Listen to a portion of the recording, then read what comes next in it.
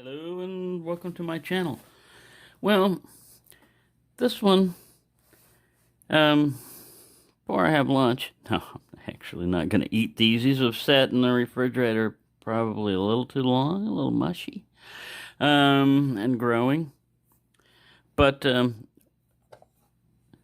with the Scandi grind, this is excellent. These are excellent for bushcraft because most time you're doing most of your chores with wood. But you can, you can peel, potatoes with them easily. Like a lot of people say, oh, you can't use that for camp chores. You can, but the disadvantage to a Scandi grind is it's like a classic wedge. I mean, that's great if you're going to baton wood and split it open. When you go to cut, I see it makes nice, it can make nice slices. But if you're something delicate, like a tomato, and you're gonna go to cut it, you see how it tends to wanna go off track. But you can cut with it.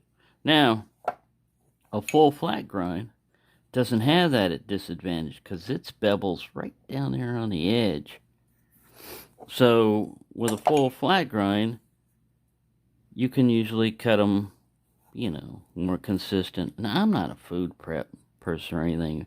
To me, this is not going to be served up on somebody's plate. And even if it was, you're not going to say, hey, my fries, my taters were Scandi cut. Did you use a Scandi cut? How could you? I refuse to eat this food. No. I mean, you're going to be happy with whatever you get, however you get it. Now, a lot of times you don't have a choice. If you're only carrying one knife and it happens to be a Scandi grind, then guess what's going to be your food prep knife? Scandi grind, But like I'm saying, it's not so terrible that you're going to starve to death because you can't cut your scallops, to your consistency or whatever. And this one, because of that curve, you see how it just wants to cut and I have to saw back and forth? Well, if you have this one right here, it's got a nice flat end to it. Whang! No need to saw back and forth.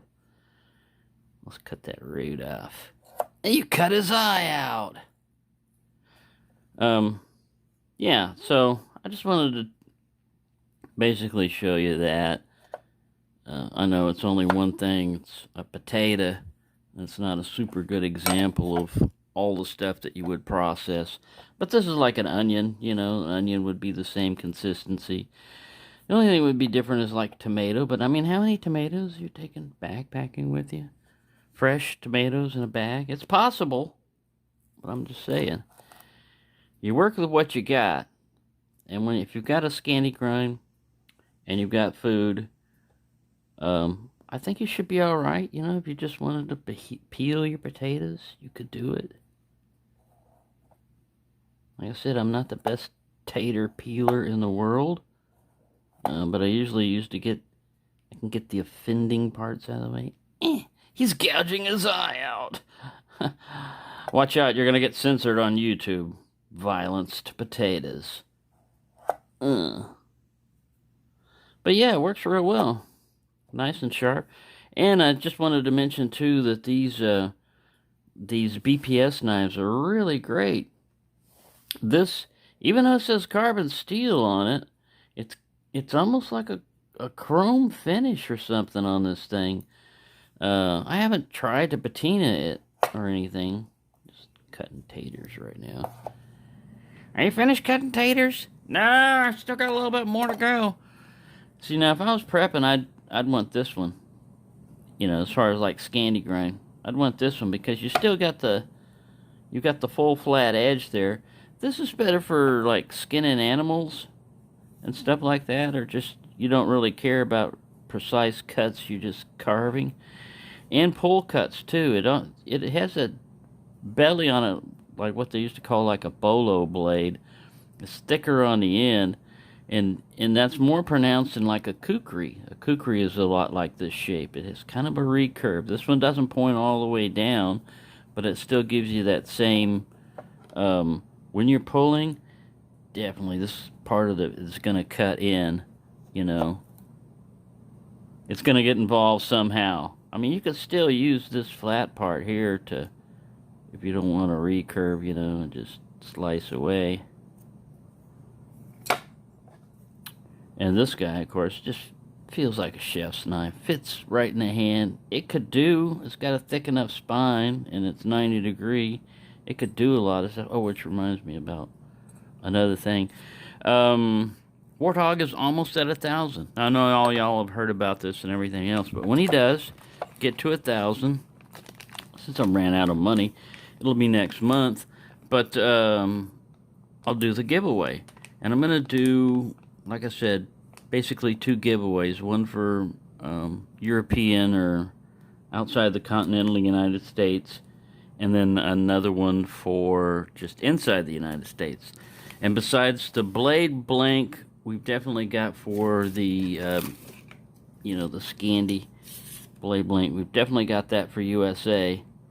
I'm going to have to get another knife for Europe, and it'll probably be, you know, a traditional pattern knife, you know, of non-defending.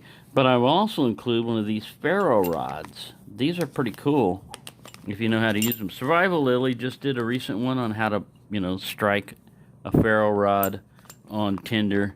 And I was talking about that the last time, about the fling, you know, the fly everywhere method as opposed to holding it down. So she goes over that if you want to look at that.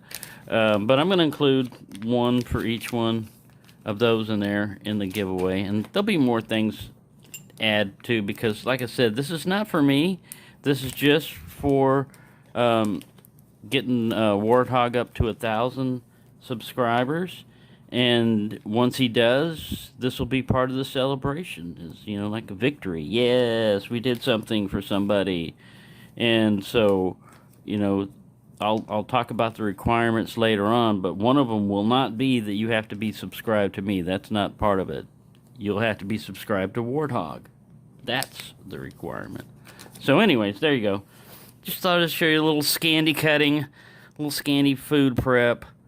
And as far as pokey stabby, man, this guy would be good against Hobo armor. Oh, and I was thinking of something else about the ballistics of Hobo armor. See the things I think about?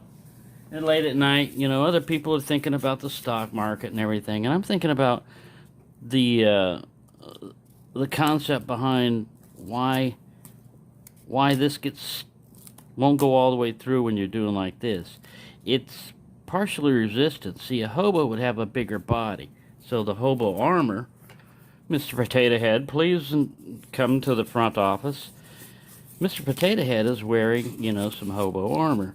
Now, if you just stab like this, it's not going to go very far, because we